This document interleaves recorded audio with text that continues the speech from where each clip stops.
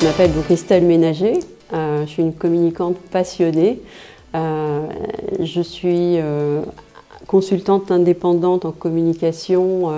Je viens de créer mon entreprise, conseil en communication EB7Com. Et en fait, dans l'idée, j'aide les organisations à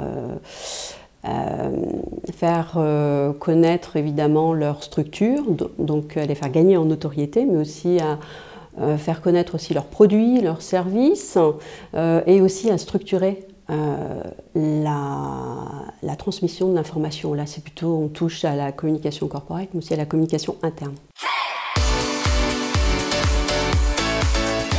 Mes qualités et compétences professionnelles. Alors, déjà, je suis quelqu'un de très structuré, très organisé.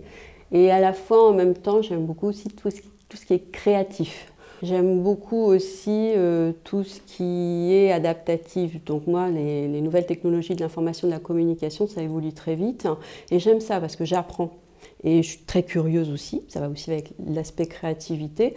Donc j'aime aussi me remettre en question, ne pas rester sur mes acquis et développer continuellement mes compétences. Alors évidemment, en se spécialisant après ou en développant. Je ne suis pas tout le temps comme ça à vouloir changer. Non, non. Je me pose et après, je n'aime pas m'ennuyer. Donc une fois que j'ai acquis les compétences, que tout est développé, tout marche bien, moi je voudrais passer dans l'idéal à autre chose.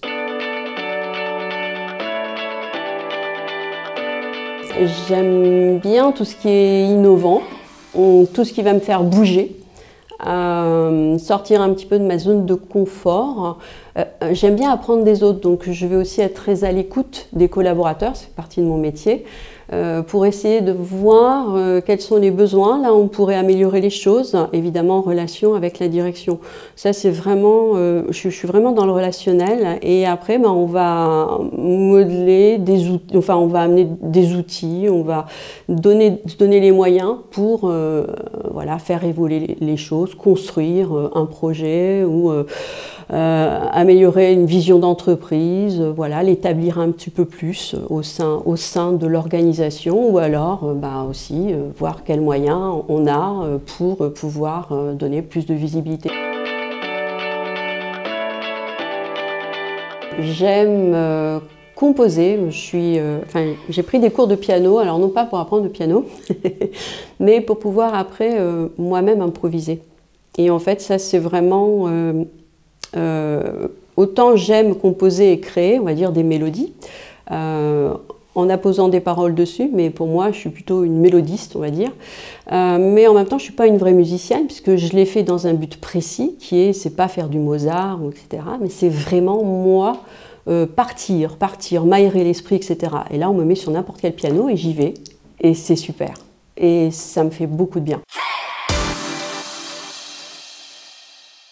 Alors, je pense que le senior est vraiment un atout pour l'entreprise à partir du moment où on l'intègre bien et on a vraiment cette vision intergénérationnelle, c'est-à-dire de pouvoir et d'avoir envie de relier les nouvelles générations, les générations intermédiaires, aux anciennes générations dites seniors, sachant que les seniors... En France, on est senior à partir de 40-45 ans, alors qu'on est quand même vachement jeune, on fait encore plein de choses et on a encore au moins 40 ans, plus de 40 ans à vivre. En général aussi, un senior est plus posé, il a plus une vision un peu plus à long terme, il peut prendre davantage de recul sur certaines situations. Par rapport aux nouvelles générations, c'est normal, quand on est jeune, on fonce. On veut tout. Donc là aussi, ça apporte aussi un certain équilibre à l'entreprise. Moi, je pense qu'il y a vraiment beaucoup de choses à apprendre des seniors. Alors pour moi, en fait, je l'ai fait parce que c'était porteur d'un vrai dynamisme. J'en avais besoin à ce moment-là.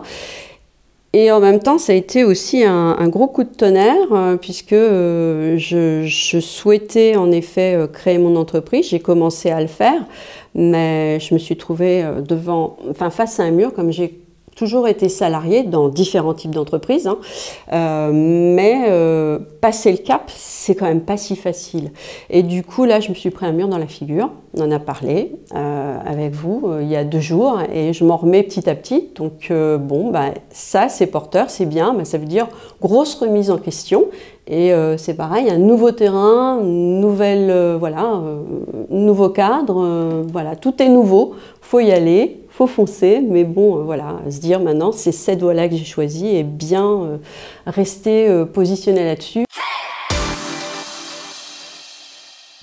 Ah bah, l'engagement certain, véritable, à 200%, c'est là, je constitue mon offre en détail, voilà. Et alors j'ai mon site internet, j'ai plein de choses à apporter, mais alors là maintenant, voilà, il faut et je veux le confronter aussi aux chefs d'entreprise, rencontrer des chefs d'entreprise pour aussi confronter mon offre à leurs besoins, voir si ça correspond. Donc j'ai du boulot et c'est ce boulot-là, c'est vraiment maintenant aller à fond dans le développement, la phase développement de l'entreprise.